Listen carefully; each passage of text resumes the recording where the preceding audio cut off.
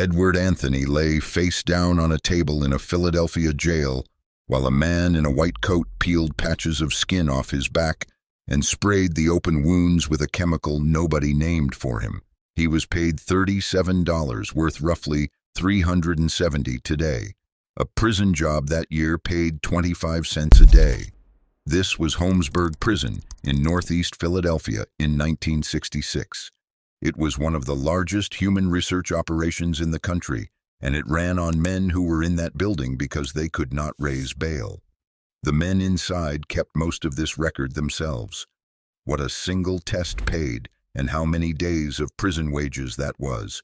Why a man with 20 squares of tape across his back could not wash for 10 days. What the consent form covered, and what it never named. The university's own contracts and patent filings account for the rest.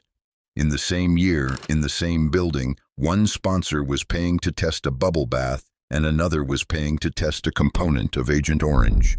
The forms the men signed named neither Torresdale Avenue. The ground was farmland at the northeast edge of the city, far enough out that the smoke and the noise of Philadelphia did not reach it. The prison opened there in 1996 to drain the overcrowding out of Moyamensing, downtown, which was full. Stone walls, a central hub, long cell blocks radiating out from it like spokes on a wheel. It was built to the same idea as Eastern State Penitentiary, a few miles west. That idea was separation. One man to a cell, alone with his work and his conscience, and a narrow slit of daylight in the ceiling above him. The cells were sized for one body and one bed. By 1928, there were 3 men in some of them, and that year, the prison rioted. The rest of the building's history followed from the arithmetic of too many bodies in too little stone. In August 1938, roughly 650 men, about half the prison, stopped eating. They were not starving. They were sick of the rotation, hamburger and spaghetti and bologna and fried eggplant and soup, week after week. And they wanted a say in the menu and a say in the rules. 23 men were named as the leaders of the strike. They were locked into a small punishment block lined with radiators, a place the prisoners called the Klondike. The windows were shut. The water was turned off. The steam was turned up. It was 98 degrees outside that weekend. When the doors were opened on Monday morning, 4 of the men were dead and others were unconscious on the floor. The story ran in newspapers across the country. 10 prison officials were indicted, and a warden and a guard were convicted of involuntary manslaughter and given 1 to 3 years. By 1966, the food had not improved much. What had changed was the route out of it. In that year, the way for a man in Holmesburg to eat better, buy a carton of cigarettes, or get his hands on bail money was not to strike over the ration. It was to rent the skin on his back. Edward Anthony came through the gate in 1964 on a drug charge. What he noticed first was not the walls or the noise. It was the tape. Men on the blocks had adhesive tape across their backs and around their arms. White squares and strips of it, on their shoulders and their chests. There were dozens of them. Some had bandages. Nobody treated it as unusual, and nobody offered to explain it, because the men explaining things on the block assumed it needed no explaining. Holmesburg was a county jail, not a state penitentiary. Most of the men in it had not been convicted of anything. They were waiting for trial, and they were waiting inside rather than at home because the bail figure set by a judge downtown was a sum they did not have. The population ran to about 1,200. The overwhelming majority of the men Kligman's program used were black, many of them from North and West Philadelphia, and a substantial number could not read the paperwork put in front of them. A new man was issued clothing made aside the walls. The tailor shop turned out the socks and the underwear the prison wore. Assignment to it, or to the commissary, or to the shoe and shirt shop was a job. The job paid 25 cents a day, about $2.50 in today's money. The rules were explained by other prisoners on the block in the first hours. So was the other thing. There was a program in the building, run by a university, and it paid. None of this was a Philadelphia peculiarity. Prisons in Ohio, Oregon, Washington, and Virginia were doing versions of the same thing in the same decade, and Holmesburg was the biggest and best organized of them. What a new man was being offered on his first afternoon was the standard American arrangement. He would be told where the tests happened before he was told much else. 6 by 8. The cell was 6 feet by 8. That is the size of a small bathroom, and the fixtures took a share of it. It had been designed in the 1890s to hold one man in silence. In 1966, it held 3. By the end of the prison's life, it held 5. 3 grown men in 48 square feet means the floor is a negotiation. One man sits while another stands. Bunks were stacked to the wall. Personal property was whatever fit in the space a body was not occupying. Letters, a photograph, commissary, food, tobacco, a comb. Light came from above. The original cells were built with a narrow shaft in the ceiling, a slot of sky meant to give a solitary man daylight without giving him a view. It gave the cells a thin vertical light that moved across the wall through the day and went out early. The walls carried a century of paint and a century of drawings, scratched and inked into it by men who had nothing else to do with their hands. The building had no air conditioning and poor circulation, which is what had made the Klondike lethal in 1938 and what made August unpleasant every year since. Stone holds heat. 3 bodies in a sealed box hold more, and in a cell that size, in that heat, one of the 3 men could not wash. That was the condition attached to a patch test. 20 or so squares of hospital tape laid in a grid across the upper back, a dab of product in each square, and an instruction not to let water touch any of it. 10 days was a normal run. Some tests ran longer. A man carrying that grid could not shower. He could not lie flat on his back, so he slept on his side or on his stomach for a week and a half. He could not scratch. He sweated under the tape in a hot stone building, and the tape stayed on, and the men sharing the 48 square feet with him lived with the result. Nobody in the cell thought this was remarkable. Everyone on the block knew what the tape was, and half of them had worn it. In the morning, a name would be called out on the block. The day started before the light came down the shaft. Count, then movement. Men on work detail went to the tailor shop and the commissary and the shops, where the day's labor produced the clothing and the meals of the men who had not gone to work. Then a second call went out on the block, and it was a different list. It named the men who had signed up for the medical tests, and it sent them down to H block. H block was a cell block converted into a laboratory. It sat inside the same walls on the same corridor system, a few minutes' walk from the cell where a man had slept. The procedure was orderly and it was quick. A man took off his shirt and sat or lay down.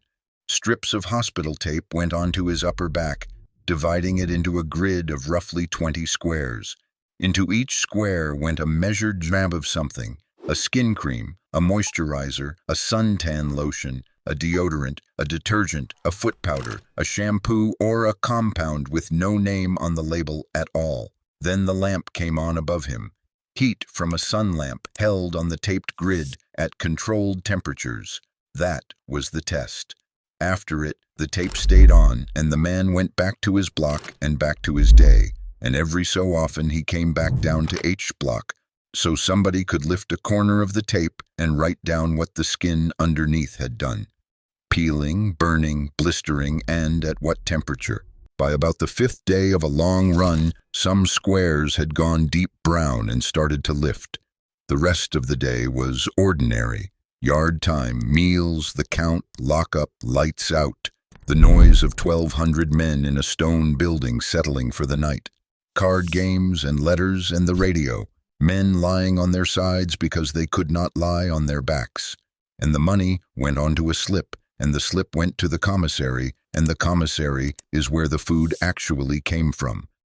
The kitchen fed the prison from the city's budget. The last time the full menu entered the public record was the 1938 strike, when the men listed what they were refusing to eat and asked, among other things, for ice cream and cake every other Sunday. What they objected to was not that the food was poison, it was that it was the same 9 things forever. Nothing in the record suggests the kitchen had become interesting by 1966.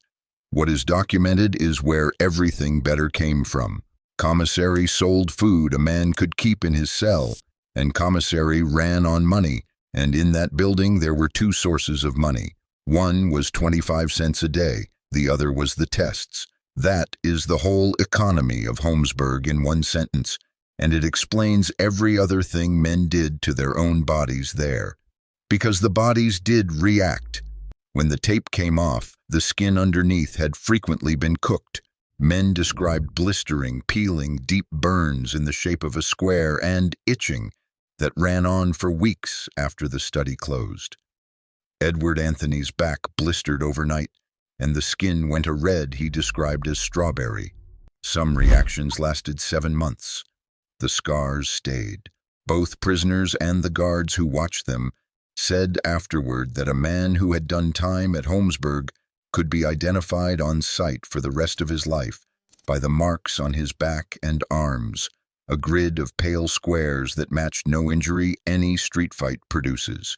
Nobody was treated for it because there was nothing in the arrangement about treatment.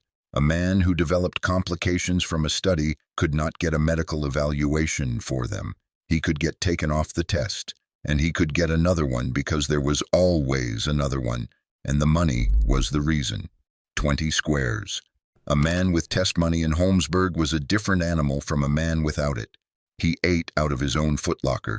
He had tobacco, which was the block's currency, and tobacco bought quiet, protection, favors, and a seat at a card game. Most of all, he had a running total, and the total was pointed at a number a judge had set. The pay depended on the study. A foot powder or deodorant trial could run to about $100 a month, roughly $1,000 today. Hand creams paid by the day. Men stacked studies. Al-Zabala, who was inside in the 1960s, said 3 or 4 tests at a time could mean real, easy money, and that a man working them could clear $300 or $400 a month. JLGH. Against 25 cents a day, that was not a job. That was the only door in the building. Herbert Rice, who was inside in the late 1960s and lost the rest of his life to a drug he was never told the name of, put the position of the men in that jail plainly.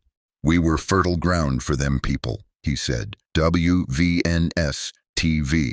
So the tests were not something done to unwilling men. They were the thing men competed for, which raises the question of who decided which man got which study, and the answer is the part of Holmesburg that nobody expects.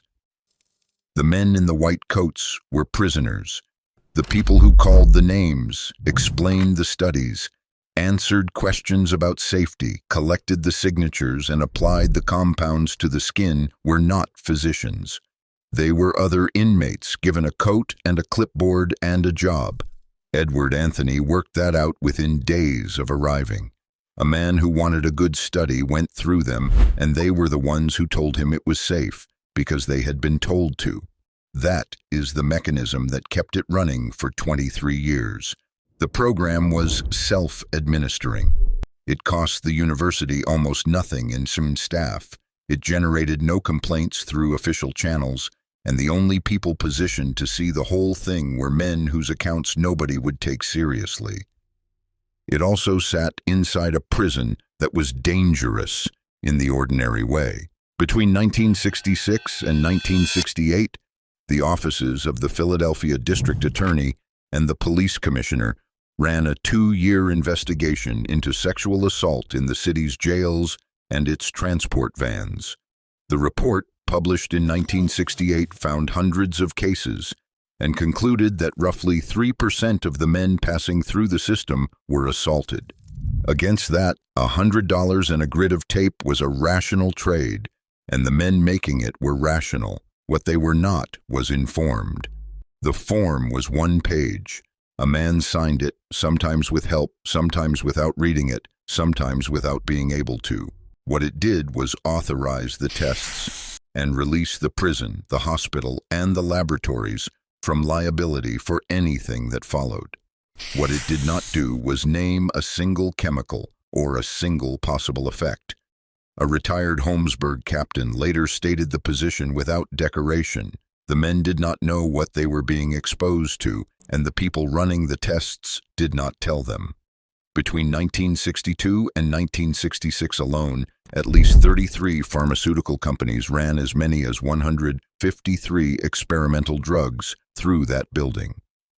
The sponsor list ran from cosmetics houses to Johnson & Johnson to Dow Chemical to the United States Army, whose trailers sat parked in the yard from 1964 with the university's name painted on the side. The man who built all of it was Albert Kligman, a dermatologist at the University of Pennsylvania. He had first come through the gate in 1951 to deal with an outbreak of athlete's foot, and what he saw was 1,200 untouched human test surfaces held in one place under lock. Describing that first visit to a Philadelphia newspaper in 1966, he said, "All I saw before me were acres of skin." Prison Legal News. In late 1965, he began work under a contract with Dow Chemical worth $10,000, close to $100,000 in today's money, to study what dioxin does to human skin. Dioxin is the toxic contaminant in the herbicide the Army was then spraying over Vietnam. The study finished in early 1966. Dow's own protocol set a maximum dose. The final 10 men in the study received a dose reported at 468 times that maximum. Behind the Walls history rebuilds 1 year inside one American institution at a time, and subscriptions are what pay for the research that makes the next one possible. 15 years later, when the Environmental Protection Agency went looking for those men, the records were gone and they could not be identified. One man who believes he was among the 10 was Lewis Walker. He learned it from the EPA rather than from anyone in Philadelphia, and by then he was living with lupus, a skin condition, and a body that reacted to sunlight. His attorney said he could work only at night. The account that survives in the most detail belongs to Edward Anthony, and it survives for a specific reason. A man named Alan Hornblum ran the adult literacy program in the Philadelphia prisons in the 1970s, saw the taped backs on his first day, spent 20 years finding out what they meant, and then came back for Anthony's story and published it. Anthony went into Holmesburg in 1964. In his first week, he was walked down to H Block for a study on a bubble bath made by Johnson & Johnson. Skin was peeled from his back and chemicals were applied to what was underneath. Overnight, the wounds filled and the surrounding skin turned red. After several days, he was taken off the test. "Oh my God, my back is on fire," he said, remembering the start of it. Inside higher ed, he was paid $37, which was 148 days of prison wages, and he spent it on cigarettes. He did more studies. He came out of Holmesburg with scars and with medical and psychiatric problems that were still sending him to hospital 40 years later, and no doctor has ever been able to tell him what he was given. He is not the only man who came out. He is one of the few whose account somebody wrote down. The perfume tests. Put 2 men in the same 6x8 cell in 1966. Both are waiting for trial. Both are presumed innocent by the law of Pennsylvania. One is on the program and one is not. The one who is not eats what the kitchen serves 3 times a day and nothing else. He owns what 25 cents a day buys, which after a month is enough for tobacco and not much more. He has no leverage on the block and no way to buy quiet. His bail is a number in a file downtown, and it does not move. He sits, and the average stay for a man who cannot make bail runs into months. The one who is on the program eats out of his own footlocker. He has tobacco, so he has standing. He can send money out to his family, and he is accumulating toward the bail figure.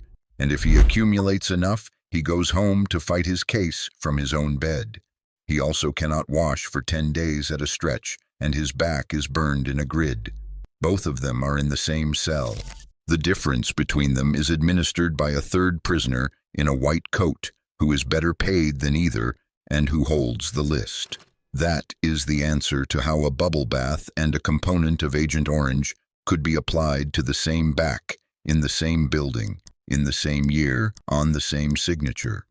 The system did not distinguish between them because the form did not distinguish between them, and the man who handed over the form was not told the difference either. The distinction was made elsewhere. It was made in the contract, where dioxin was worth $10,000, and in the protocol, where a maximum dose was specified and then exceeded by a factor of 468. It was made in the Patent Office in 1967, and it was made in a laboratory across the city where a doctor's own students signed consent forms that named every substance and every risk. The men on H Block were never inside that conversation. They were the surface it was conducted on. They shared the paper. The consent form reached everyone in the building and everyone outside it. It reached the man who could not read it and the block clerk who handed it over. It reached the trailers in the yard and the university that owned the study and the corporation that had commissioned it.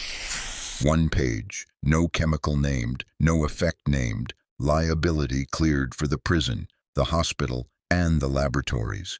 It was not designed to inform a man about his own body. It was designed to make what happened to his body legally survivable for everyone else.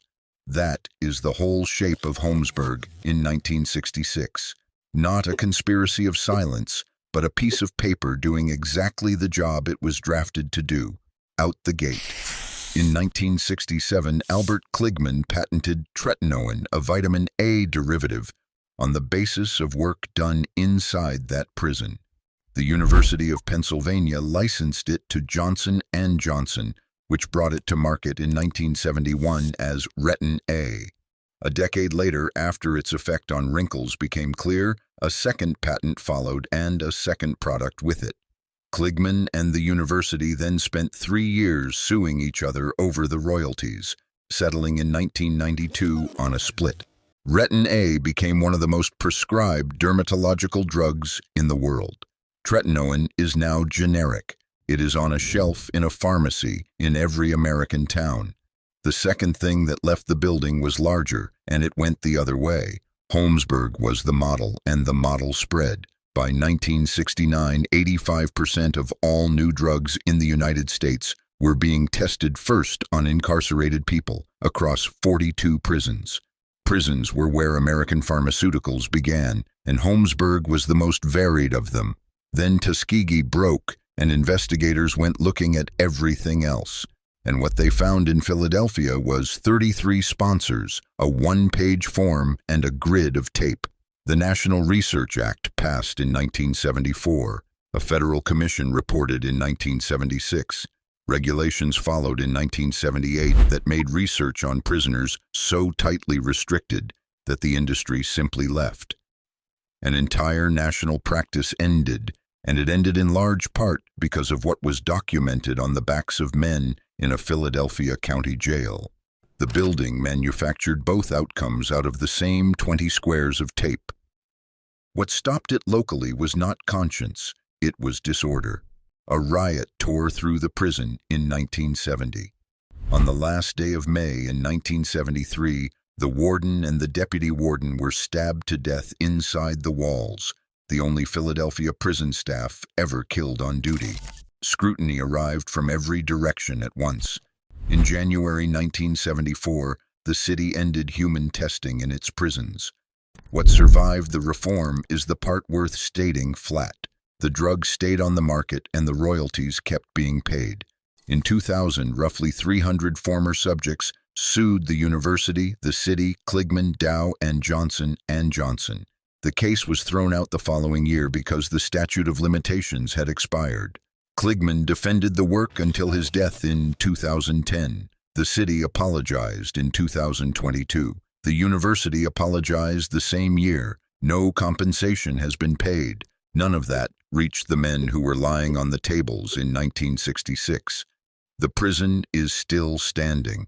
It sits at 8215 Torresdale Avenue in northeast Philadelphia, closed since 1995, used occasionally since then for prisoner overflow and work programs. The walls are the same walls. The cells are the same 6 by 8, and the narrow shafts still bring a slot of daylight down onto the same floors. A short distance up State Road is the jail the city uses now. It is called the Curran from Hold Correctional Facility, named for the warden and the deputy warden killed inside Holmesburg in 1973. Nothing on that ground carries the name of a single test subject. The Klondike was torn down in the 1970s. H Block is still there, behind the wall, with the rest of it. In a Philadelphia morning in 1966, a name is called out on a block, and a man walks down a corridor to a room that used to be a cell block. He takes off his shirt. There is tape and a grid of about 20 squares, and a lamp and a slip of paper with a figure on it that is worth 5 months of any other work in the building. He walks back up. He does not lie on his back that night, or the next, or for the following 8. Edward Anthony left that prison with a scarred back, a stack of hospital admissions ahead of him, and no idea what had been put on his skin. The drug that came out of that room is in a bathroom cabinet in a tube, with a label listing every ingredient. Behind the Walls history reconstructs 1 year inside one American institution built from the records those institutions were required by law to keep.